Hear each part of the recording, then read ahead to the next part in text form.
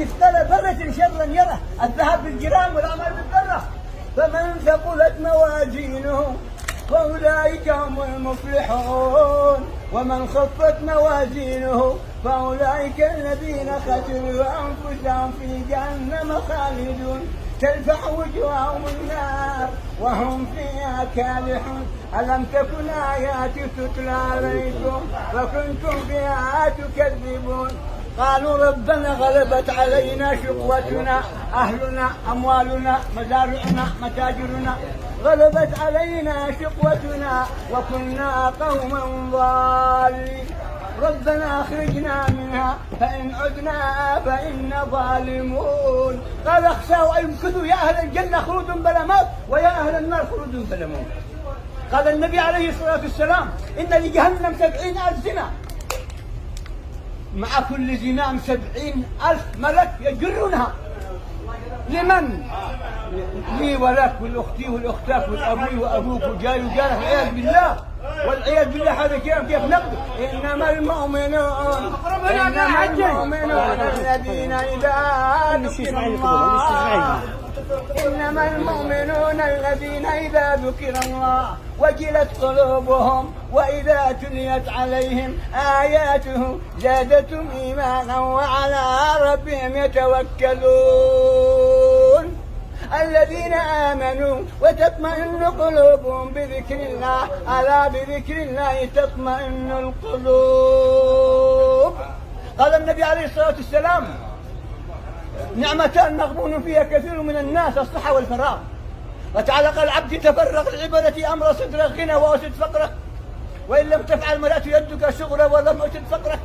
من أمسى وهمه الدنيا فرق الله شمله وجعل فقره بين عينيه، قال النبي عليه الصلاة والسلام ولا ينام من الدنيا إلا ما كتبه الله له. ومن أمسى همه الآخرة جمع الله له شمله وجعل غنى في قلبه، وقال الدنيا تأتيه وهي راغمة. من كان في الدنيا همه ألزم الله قلبي 4 خصال: هما لا ينقطع منه أبدا، وشغلا لا يتفرغ منه أبدا، وفقرا لا يبلغ غناه أبدا، وأملا لا يبلغ منتهاه أبدا. قال هناك يعني وإلا تتركوك فيها كركب الوحشة بالبرية. وتعالى يقول عبدي خلقتك لعبادتي فلا تلعب، وقسمت لك رزقك فلا تتعب، إن رضيت بما قسمته لك أرحت قلبك وبدنك وكنت عندي محمودا، وإن لم ترضى بما قسمته لك فوعزتي وجلالي لأسلطن عليك الدنيا تركب فيها كركب الوحشة بالبرية وكنت عندي موجودا.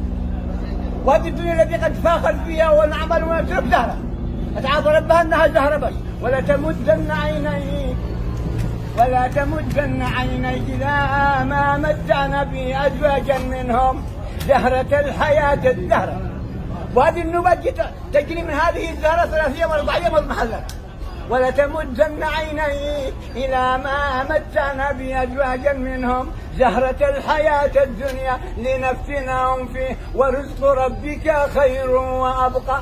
وأمر أهلك بالصلاة واصطبر عليها لا نسألك رزقا نحن نرزقك. قال أحد الصحابة إن الدنيا قد ولت حذا ما باقي منها إلا صبابة الإناء، وإنكم منتقلون لا دار لنا ولا لها.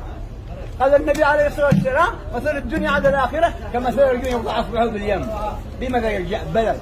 هذا الكلام نقتنم هذه الفرصة، هذه الساعة يعني حتى المغيب، لأنها فرصة قد مشينا يعني قد وعظونا الناس كثير بهذه ما شاء الله بهذه يعني المواعظ بهذه المشاعر. هذا اليوم أفضل يوم، هذا اليوم حبيب الكرام نمشي يعني إذا قالوا ما شاء المشرفين نخرج بالذكر حتى تغاب، وكذلك أينما كنا ونحن بالذكر. قال النبي عليه الصلاة والسلام ما من ساعة تمر على ابن آدم لم يذكر الله فيها إلا كانت عليه حسرة وندامة يوم القيامة. الحرب الذكر جهاد.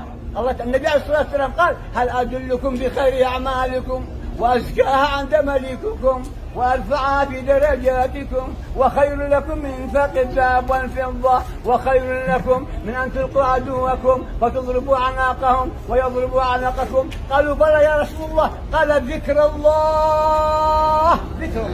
أفمن شرح الله صدره الإسلام فهو على نور من ربه فويل للقاسية قلوبهم من ذكر الله. أخوف آية في القرآن فمن يعمل مثقال ذرة خيرا يره ومن يعمل مثقال ذرة شرا يره. قال النبي عليه الصلاة والسلام: ما منكم من أحد إلا سيكلمه الله ليس بينه وبينه ترجمان، فينظر إلى أيمن منه فلا يرى إلا النار تلقاء وجهه، فينظر إلى أيمن منه فلا يرى إلا ما قدم، وينظر إلى أشأم منه فلا يرى إلا ما قدم. قال يعني وينظر إلى ما بين يديه فلا يرى إلا النار. اتقوا النار ولو بشق تمرة. جاء رجل يقول: يا رسول الله دلني على دعاء أدعو به. قال: اللهم إني أعوذ بك من شر سمعي ومن شر بصري ومن شر لساني ومن شر قلبي ومن شر مني. احفظ لسانك أيها الإنسان لا يلدغنك إنه ثعبان، كم في المقابر من قتيل لسانه كالتهاب عليه الأقران. لابد نستغل هذه الفرصة، وأينما كنا نكون ذاكرين من الله. وتعالى قال: ولا تنية في ذكري وجزاكم الله خير. وتعالى قال: كنتم خير أمة أخرجت للناس تأمرون بالمعروف وتنهون عن المنكر وتؤمنون بالله وجزاكم الله خير. والسلام عليكم ورحمة الله. جزاك الله خير. جزاك الله خير. بارك الله.